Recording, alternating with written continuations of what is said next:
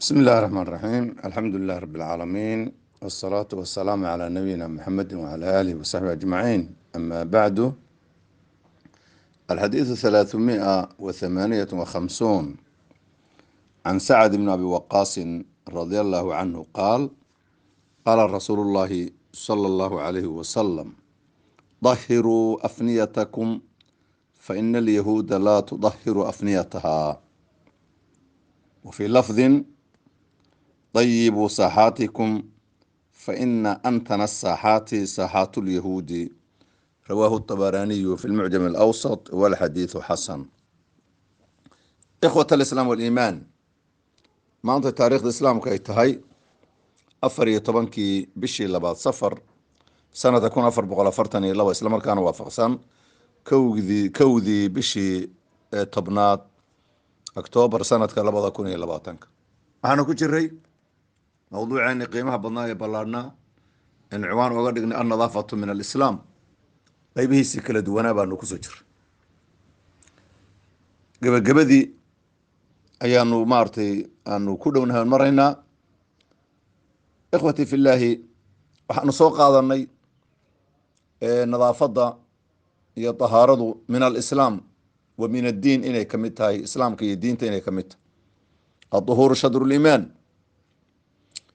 waxaan soo qaadanay oo kale qaabab kala duwan inuu islaamka oga hadlay oo u tawjiihiyey oo u amray nadaafadda iyo tahaarada xagga jirka qofka bini aadamka inuu nijaasada iyo wasakhdii waxaa iska dahiro, inuu cadaydo, inuu maaragtay jirkiisa waxyaabaha laga raba inuu zuuliyo oon xadiidka u dambeeyaan ma xadiidkii aanu qaadanaynay daraad oo ku saabsanaa shaarubta in la gaabiyo iyo cidyaha laiska jaro iyo timaha hoose laiska jaro iyo wixii ku saabsanaa. waxaasoo dhan waa nadaafad wey. maanta waxaanu qaadanaynaa mar haddii qofkii shaksiga ahaa nadaafadiisii iyo qaabkii isu nadaafin lahaa iyo wixii dhan laga soo hadlay, waxaanu maanta qaadanaynaa guriga iyo deganka meeshuu degan yahayna inuu qofku nadaafsado. idan waa shaksiga daatadiisa inuu isnadiifiyo, dharkiisa iyo jirkiisa, booska iyo meeshuu degan yahay, gaadiidkiisa, wadooyinka iyo meeshuu marhayo jidka intuba inay nadaaf ahaadaan.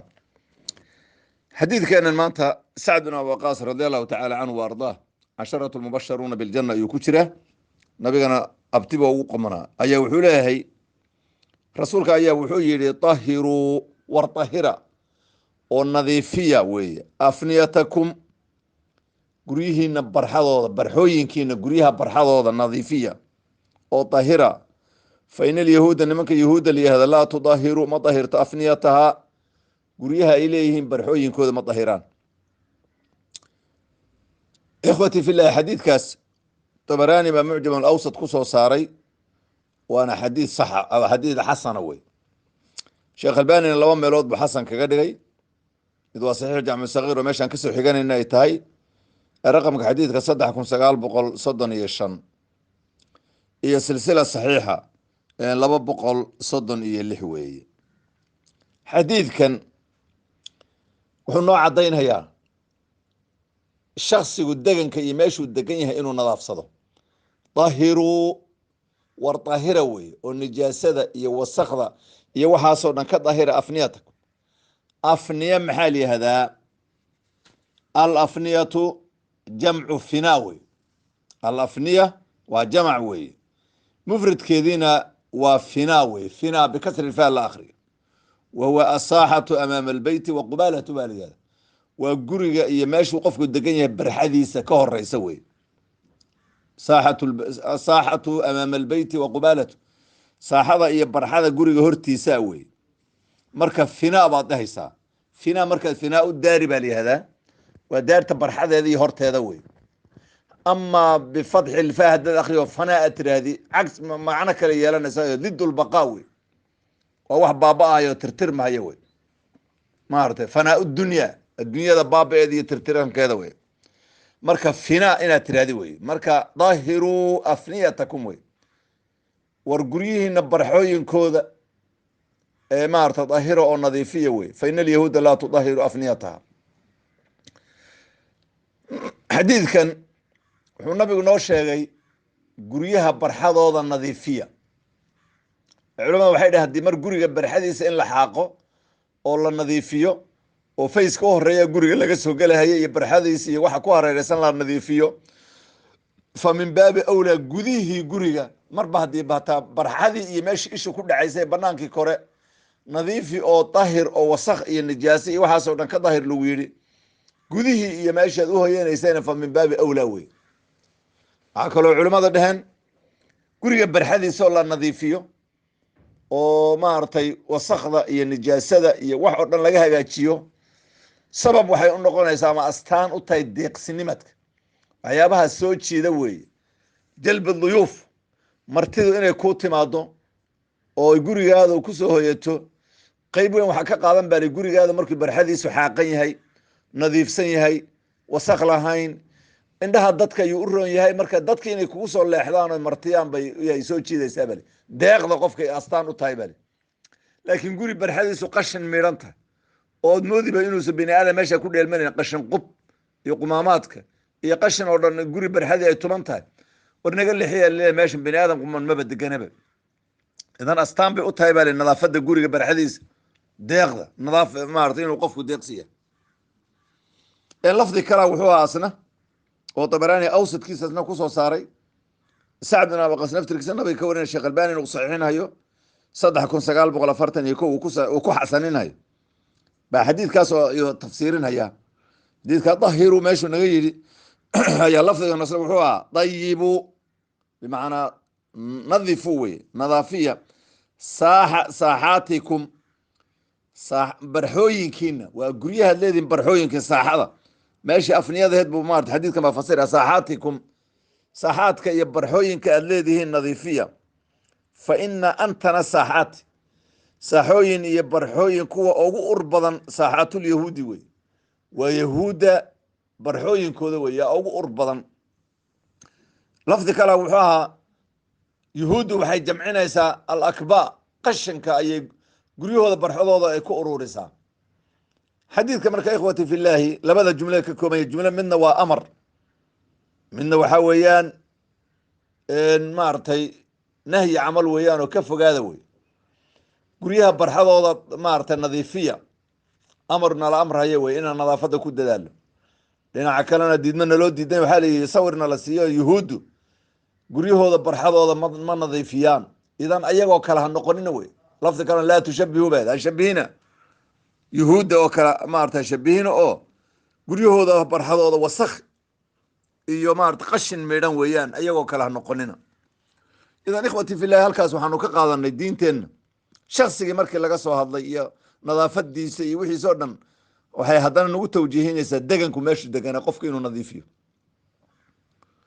guriga barxadiisa iyo maaragtay aad baa soomaalideenu arrinka u taqaanaa dhaqankaas inay guriga barxadiisa la xaaqo maaragtay oo weliba la fogeeyo oo guriga barxa weeye in inta loo sameeyo la xaaqo subixi maaragtay ay gabdhaha guriga degan ama hooyooyinka guriga iskale ay subixi shaqooyinkooda u horeeyaba ay ka bilaabaan guriga barxadiisa oo la xaaqo intii la xaaqo oo qashin iyo wax o dhan laga ururiyo laga fogeeya la xaaqay bilbili jireen gabdhuhu yaa biyo saa loogu bilbili oo busta iyo wax asuusa usoo kicin. idan kuwa qaarkoodna waxaaba foox bay ku shidi jireen markaasaa guriga barxadiisa wuxuu noqonayaa barxaadihiyaaba iska seexdaba aad u nadiifsan. marka qofka muslimka waxa wey waa qof nadiifa wey. idan dharkiisa iyo jirkiisa iyo gurigiisa iyo degankiisa iyo gaadiidkiisa iyo wadadu marhayaba inay nadiif ahaataa baa la rabaa. idan xadiidkaas haka ikhwati fillah wuxuu na tusinayaa guryaheenna inaan nadaafino arrintaa muhiim wey. waxaa soomaalideenna hadda ku soo kordhay waa arrin bannaan wey laakiin inay salbi noqoto lama rabo. inayba gabadhiiba guriga mas-uulka ka ahayd ee iyadu lahayd ee zawjada ahayd ee mas-uuliyadeedii waxeedoo dhan mas-uuliyaddiisa waxo dhan loo tiiriyey in un shaqaalo gacanta laga geliyo gurigii oo dhanba naag shaqaalo un loo dhiibo haddii nadaafad tahay hadday wax dhar la dhaqi tahay haddii cunto la karin tahay haddii adeeg kala tahay dowrkii gabdhaheenna ilaa in yaroo ilaahay u naxariista mooyaane inuuba waxaad moodaaba meeshiiba uu ka maqnaadayba uusan jirinba dowrkii waxaa la wareegay naag shaqaalaa la wareegtay inkastoo hadda wisranka dadka ku nool iyagu nicmada ayna haysanin oo shaqaale waxaaba arkayn kuna riyoon karinba. laakiin africo ama soomaaliya joog ama meel kale joog gabdhaheenni marka in badan oo kamida shaqaalaa guryihii la wareegay, caruurtii shaqaala haysa, afkoodii bayba baranaya marka shaqaala haysa, wixii o dhan iyadaa qabanaysa. halkaa waxaa ku maqnaanaya dowrkii gabadhii muslimadda eeda soomaaliyeedda ee dowrkeeda waa maqan yahi. nacam, awoodeeda hadday leedahay oo ilaahay subxaana watacaala dhaqaale iyo imkaaniye siiyey inay shaqaalo qabsato ama zawjku u qabto wax dhib ma leh, laakiin shaqaalihii in lagu kontaroolaa la rabaa. shaqooyin oo dhan inaan la wada siinin baa la rabaa.